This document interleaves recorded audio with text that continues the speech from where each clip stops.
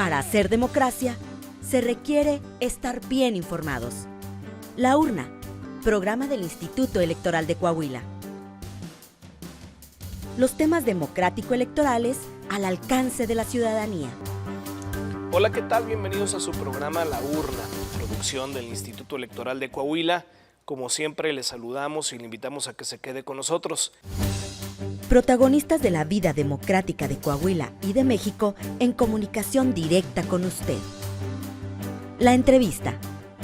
Muy buenas tardes a todas, todos y todes. Bienvenidos una vez más a su programa La Urna, programa de radio y televisión del Instituto Electoral de Coahuila. El día de hoy tenemos un programa muy interesante y tenemos una invitada de lujo, de J. Vargas Alvarado, que es una experta en Derecho Internacional de Derechos Humanos y es de Costa Rica. Me voy a permitir leer un poco su currículum. La licenciada J. Vargas Alvarado es licenciada en Derecho por la Universidad de Costa Rica, posee un diploma superior en Género y Políticas de Igualdad por la Facultad Latinoamericana de Ciencias Sociales de sede Uruguay. Ha trabajado en diversas organizaciones nacionales e internacionales de derechos humanos como la Comisión Interamericana de Derechos Humanos, el Frente de los Derechos Igualitarios y la Asociación Mulavi, Espacio Latinoamericano de Sexualidades y Derechos. También se ha desempeñado como persona comisionada para asuntos LGBTIQ+, de la Casa Presidencial en Costa Rica. Actualmente es docente universitaria del curso de Derecho Internacional en la Universidad Politécnica Nacional, sede Costa Rica.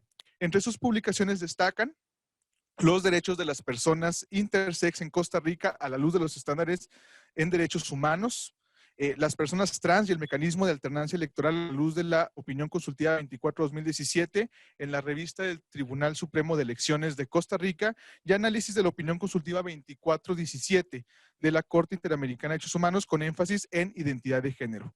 En ese sentido, pues ha trabajado varios temas que tienen que ver con personas trans en Centroamérica y en otros países de la región. Pues muchas gracias por acompañarnos, J. Vargas. Y bueno, pues yo empezaría preguntándote un poco sobre tu expertise. Tú eres una experta en Derecho Internacional de los Derechos Humanos.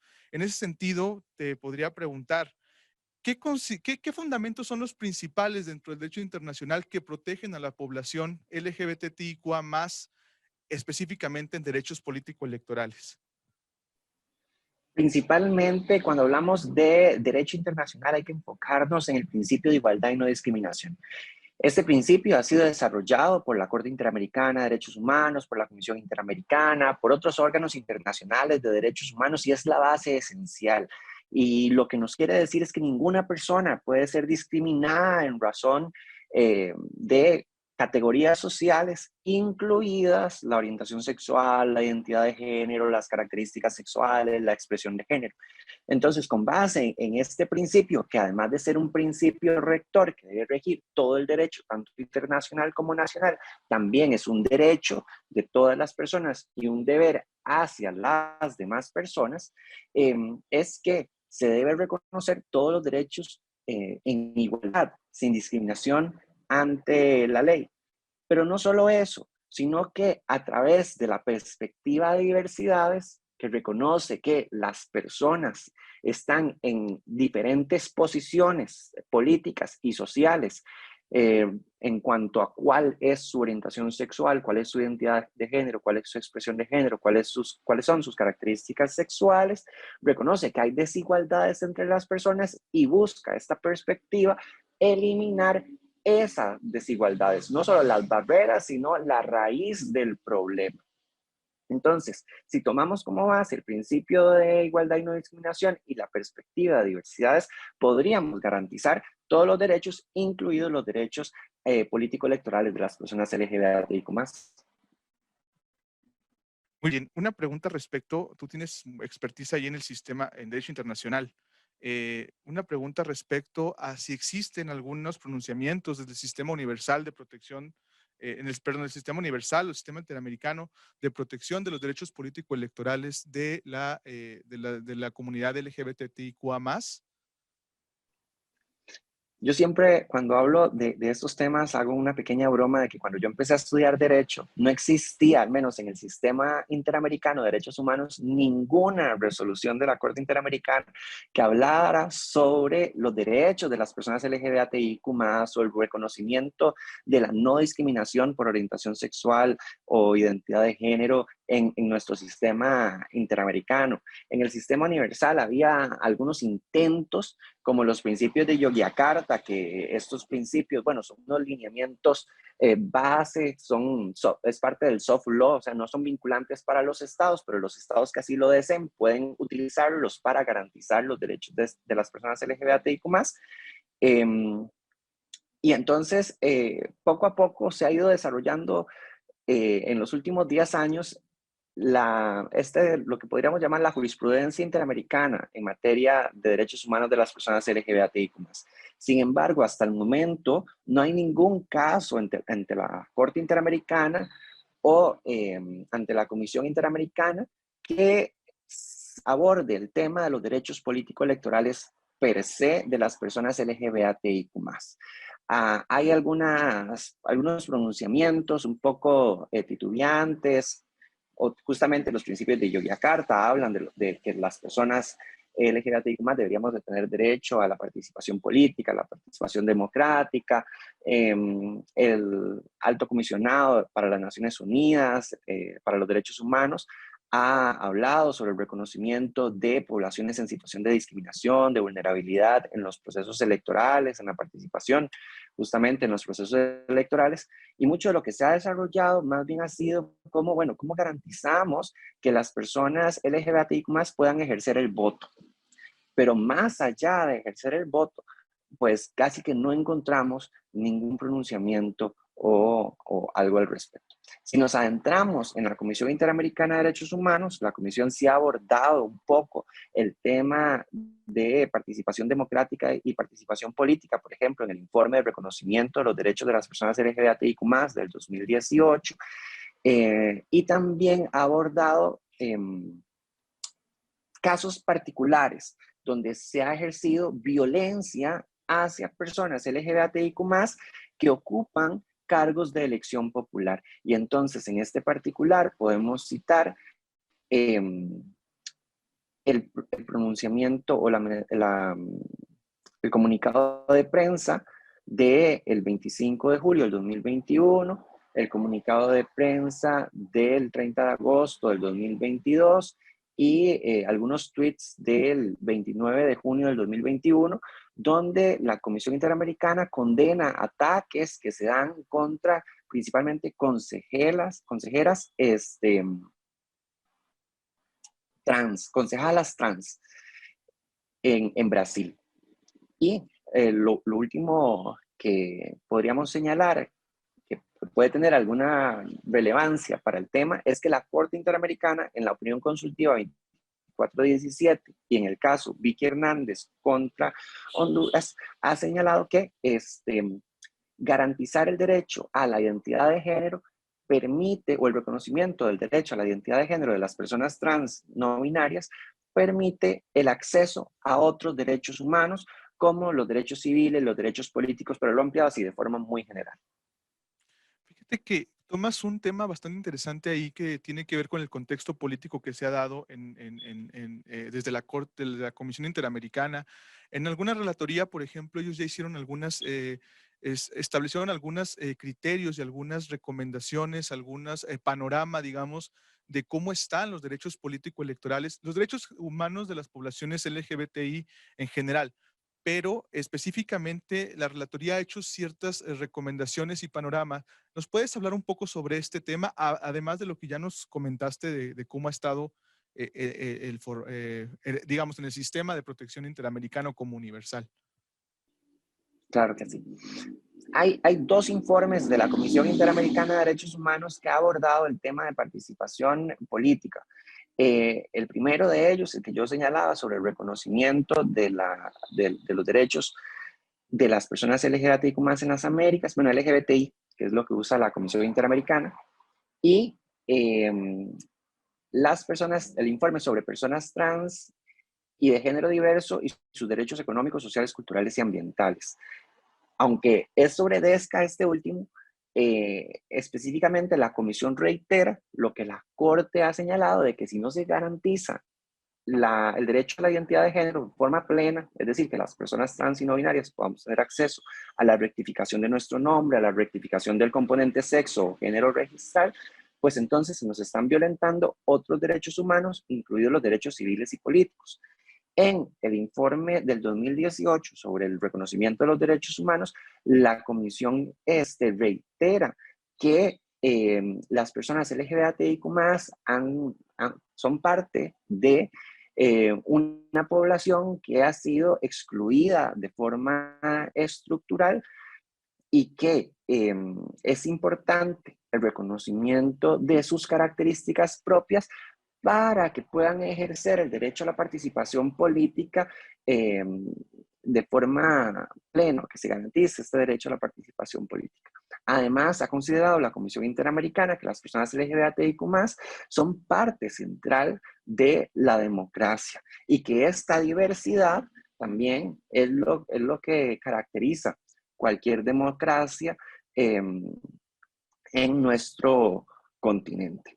Ha dicho además que no es solo el derecho efectivo de elegir, sino también de ser electas para funciones públicas, funciones legislativas, y que esta participación garantiza que se aseguren políticas públicas efectivas para las personas LGBTIQ+, para garantizar y mejorar las condiciones de vida y que puedan realizar sus derechos humanos. Y bueno, también ha señalado en este informe algunas buenas prácticas que se han dado en la región. En el estado de Argentina señaló una dirección, como una buena práctica, la creación de una Dirección General de Políticas Integrales de Diversidad. También en Brasil, la creación del Consejo Nacional que combate la discriminación y promoción de los derechos LGBTI. En Colombia, que se creó todo un plan nacional de desarrollo que incluía la participación de las personas LGBTIQ+ en la política pública. En Ecuador también se creó una comisión interseccional de seguimiento del compromiso presidencial para políticas integrales de inclusión y restitución, entre otras acciones muy positivas que la comisión ha visto con buenos ojos para garantizar este derecho a elegir y poder ser elegidas en los países, en cada uno de nuestros países. Muchas gracias. Bueno, muy interesante el tema, sobre todo por este nivel de protección que se da desde los organismos internacionales, que normalmente, digamos, en los estados nacionales en los que vivimos, depende si está más o menos avanzado. Por ahorita tenemos que hacer un corte comercial y regresamos a su programa La Urna, programa de radio y televisión del Instituto Electoral de Coahuila.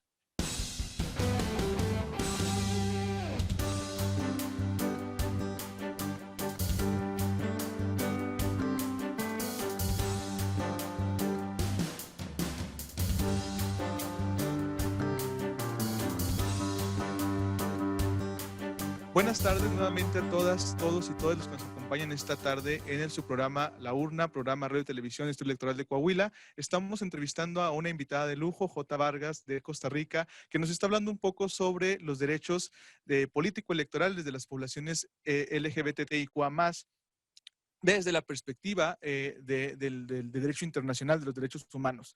Y bueno, justamente platicábamos, J, sobre el tema de cómo la Comisión Interamericana ha garantizado o ha dado algunas pautas en estos informes y relatorías para poder proteger los derechos de las personas LGBTIQ+. En ese sentido, hace poco tuvimos, y ahí nos conocimos justamente, un evento en Ciudad de México en donde fue la declaración de los derechos político-electorales en el continente americano. En este sentido, me gustaría preguntarte, ¿nos puedes compartir la experiencia? ¿Cómo fue tu experiencia en un evento de ese tipo donde se aglutinó, a invitación de la diputada Salma Luébano, se aglutinó a expertos de más de 30 países de toda América y hablamos justamente sobre el tema de los derechos en nuestro continente? ¿Puedes platicarme tu experiencia? Claro que sí. A mí me parece que esta instancia fue sumamente importante. Primero, por el esfuerzo de reunir a diferentes personas expertas de diferentes países y personas expertas tanto en temas de derecho electoral como de derecho internacional y específicamente de los derechos de las personas LGBTIQ+. Eh, fue muy enriquecedor poder conocer de primera mano los derechos y los desafíos y los retos a los que se enfrentan compañeros en otros países de la región. Y también fue un ejercicio de debate, de compartir ideas y de proponer cambios para mejorar bastante. Fue un muy buen desafío, pero al final yo creo que todas las personas estamos muy felices con el resultado. Es un resultado que único, único. Es la primera declaración, yo creo que a nivel mundial, que se especifica en los derechos políticos electorales de las personas LGBTIQ+. Para mí fue un honor que la junta directiva me eligiera como la persona experta de Costa Rica, porque siempre me ha interesado mucho el tema de los derechos políticos electorales, principalmente porque me parece uno de los ejemplos más visibles en donde se discrimina, ya sea de forma directa o indirecta, a las personas trans y no binarias si no se reconoce su derecho a la rectificación del componente sexo o género registral. Bien, justamente sobre este tema que nos comentas, en la declaración hubo varios temas importantes. Uno de ellos justamente pues se enfocó en derechos político-electorales, varios derechos. Hay algunos artículos ahí que fueron garantizando o fueron pautando ciertos derechos. Cuéntanos cuáles para ti fueron los más importantes o los que rescatarías de la declaración. Obviamente todos son importantes, pero ¿cuáles serían para ti los más destacables en esta parte? Bueno, los derechos per se político-electorales fueron el derecho a votar, el derecho a ser votados, el derecho a asociarse libre y pacíficamente, el derecho a participar y militar en partidos políticos, el derecho a autogobierno y de consulta a los pueblos indígenas y afrodescendientes, el derecho a participar en mecanismos de democracia representativa y participativa, a formar parte de autoridades electorales y acceso a la justicia en materia electoral. Para mí el más importante es el derecho a ser votados porque es esencial.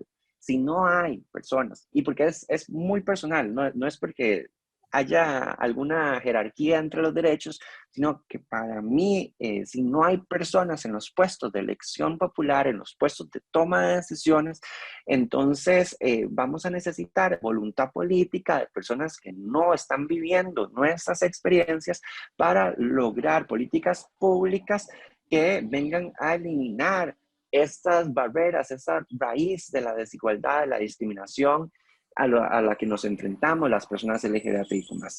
Ver personas en puestos de elección popular, ver personas LGBTIQ+, diputadas, presidentas, consejeras, etcétera, nos permite tener roles, personas, modelo que van a demostrar que las personas LGBTIQ+, o a las personas LGBTIQ+, que podemos llegar lejos, además de todas las políticas públicas que se podrían garantizar desde allí.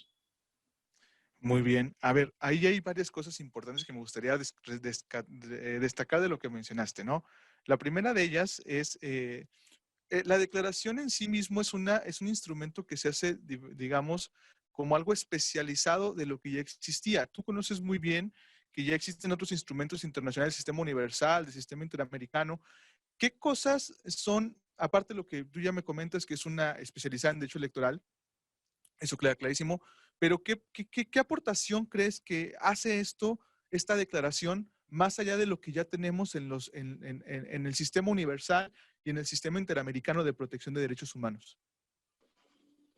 Bueno, yo me atrevería a decir, porque yo no he encontrado ningún otro tratado internacional que aborde o que desglose los derechos políticos electorales.